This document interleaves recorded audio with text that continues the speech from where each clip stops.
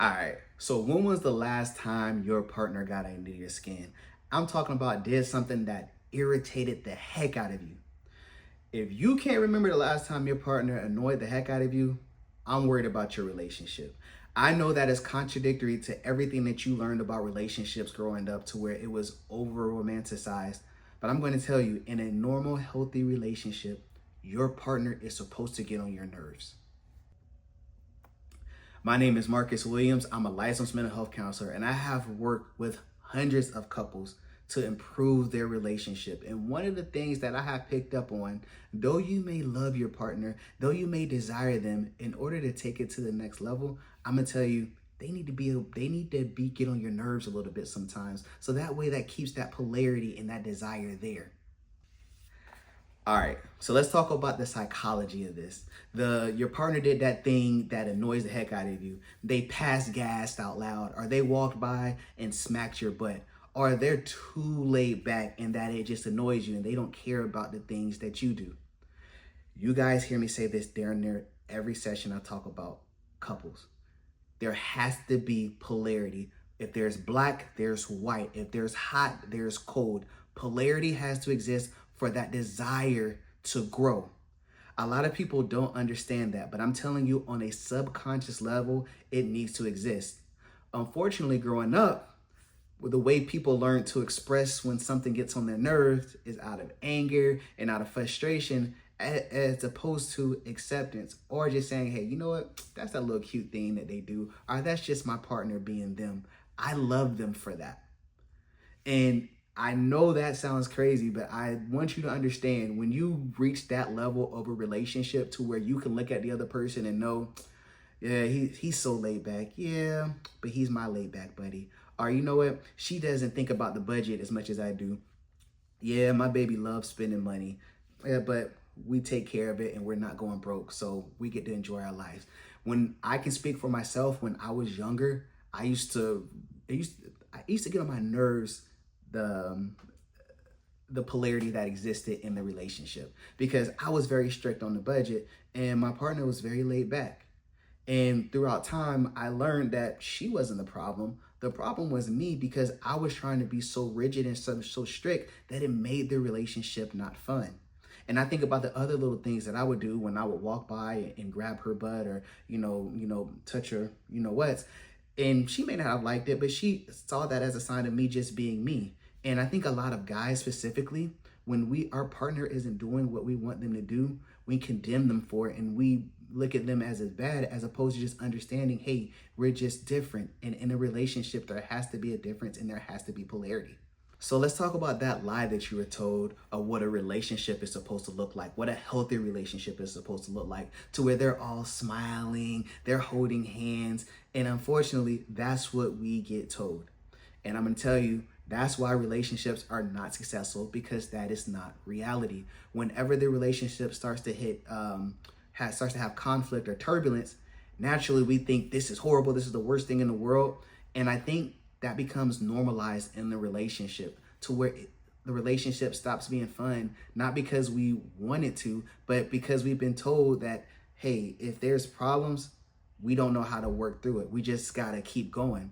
And when a relationship takes a step to pause and look at each other and say, hey, what's going on? What's going on? So that lie that we were told on social media of what a healthy relationship looks like, I'm going to give you the truth. The perfect relationship has turbulence. The perfect relationship has disagreements. To the extent to where we take it is where I believe a healthy relationship versus an unhealthy relationship contrast.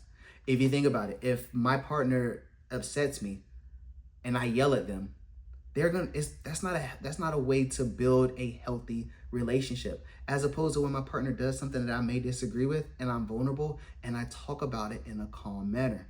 A lot of us were taught how to regulate our emotions. And when I'm working with clients in therapy, that is, if not the first, the second thing that I do is understanding what's going on inside of you. Instead of projecting that discomfort inside of you, you regulate it and you start being able to talk through it. And though it does take a lot of effort initially, Once you start practicing that, it becomes second nature, and then it lets your partner lean into you and express themselves to where it's not about proving your point. It's about both of y'all just listening to each other's points and respecting it. That's the way you build a healthy relationship. All right, so now that we talked about all that foolishness, the lie that we were told to about relationships, now we're going to talk about how to reframe those experiences. When you have the old thought, they always do that. They don't respect me. They're never going to change. That is living in survival mode. That is you not having the bandwidth to understand what's going on, how to slow it down, and how to move past it. So the first thing that you're going to do, I know you guys get tired of me saying this, you are going to pause. The space between the stimulus and your reaction impacts everything. And when you learn to pause and just say, okay, what's really going on? How am I going to handle this? You will have a good relationship. So instead of saying they always do that, you're going to say, man, they always do that. Instead of saying they don't respect me, you know what? Maybe they don't know how to express themselves. Maybe it's not that they don't respect me. Maybe we just need to learn how to communicate. Instead of saying they're never going to change, you say, you know what? In order for this relationship to be successful, they're going to have to change. And when you come at it from that point of view, you're not forcing them to change, but that's also a boundary that you may have. When you have a conversation with your partner about safety, you say, hey, babe, I think in order for our relationship to go to the next level, to be successful, we're gonna have to change some things. And I don't think you are the problem. I want both of us to work on things. And that is a level of vulnerability that you have to develop. I even saying that, it feels a little scary to me. I'll be honest. But I'm gonna tell you, in practice, in living it out, my interpersonal relationships has grown tremendously because I allow that other person to feel safe without blame. I take accountability for my actions without shame.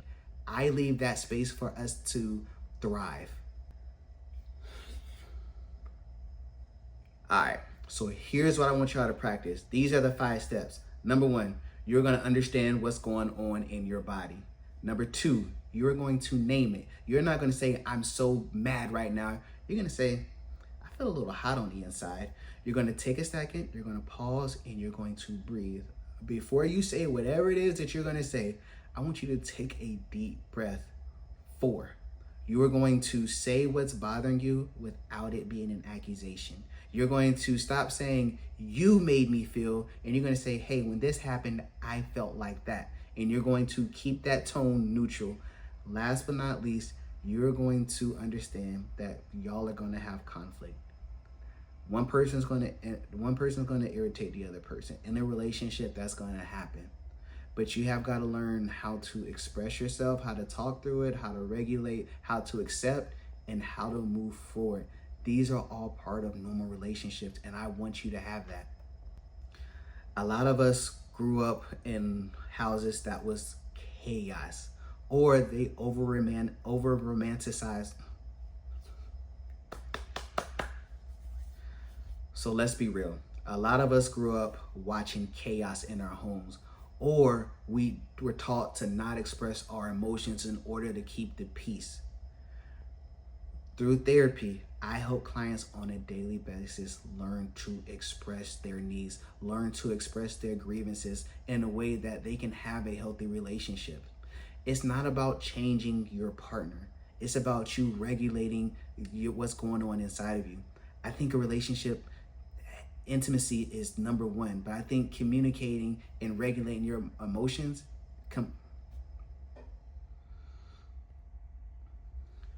So let's be real. A lot of us don't really know what a healthy relationship looks like. We think that in order to maintain a healthy relationship, we got to stay quiet. Or in order to express or get what we want out of a situation, we got to yell or we got to scream. And I'm here to tell you that is not healthy at all. Healthy relationships are able to have conflict and talk through it, or be able to look at your partner, though they may do things that annoy the heck out of you, you look at it with endearment instead of annoyance. You accept your partner for who they are. If you think about the Gottmans, one of the 4 horsemen is contempt. I want you to be able to talk through it so you don't have to have contempt, so you don't have to have resentment, and you and your partner can love on each other. And even more importantly, so the people that are around you that are watching that relationship understand what a healthy relationship looks like. When you're able to communicate with your partner, your kids see that. And when you're able to communicate with your kids feel that. And as they grow and as they develop, they get to see what a healthy relationship looks like. So your partner is going to do little things that annoy you. It's normal. Instead of looking at it as an annoyance, I want you to reframe it as an endearment and understanding this is what makes your relationship thrive. Polarity. Take care. Peace.